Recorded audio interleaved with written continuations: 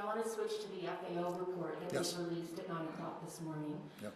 It's a fairly concerning report because it's suggesting even though you have pledged, and I know you have pledged billions more in healthcare spending on infrastructure, that it's not going to be enough, that you're going to be $21 billion short.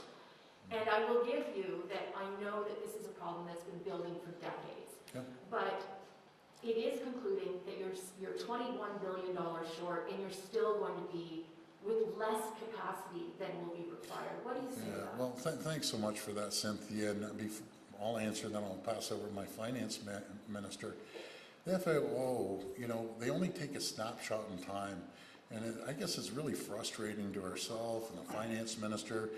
They don't include the health transfers, and they aren't including any additional money that's going forward. But I'll tell you what we are doing. Since we've taken office, well, the FAO report said in 14 years under the Liberal government, they created 830 beds. In 3 years, we've created 3,500 beds.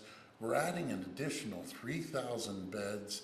We're putting on the infrastructure side, as you were saying, we're putting 50 new additions or new hospitals across the province. We've hired 60 or registered 60,000 new nurses since 2018. Those are pretty staggering numbers. We're hiring 8,000 new doctors. Last year alone, the College of Nurses put this out. It was a record in Ontario, bringing on 12,000 more nurses. And the great thing is we have 30,000 nurses in our colleges and universities. We've really made some real great announcements over the last few weeks about the prescriptions. Rather than you need a prescription filled, rather than waiting 3 or 4 days to get the doctor and get a prescription, we've seen 100,000 people go into the pharmacies and fill their prescriptions. The Learn and Stay program to get more nurses that we're paying for their tuition if you work in a rural area. And there's just so many other areas. But this is the reason, Cynthia, and thank you for mentioning this. This is the reason I've been shouting at the top of the hill about we need the federal government to step up, and we sign the deal, and it's a great down payment, but it's not sustainable. As we're spending, folks, $75 billion. There's another increase coming in healthcare. We've increased it by $14 billion. We're pouring money into the healthcare system. We gave the nurses a $5,000 bonus last year. We gave the PSWs a $3 increase.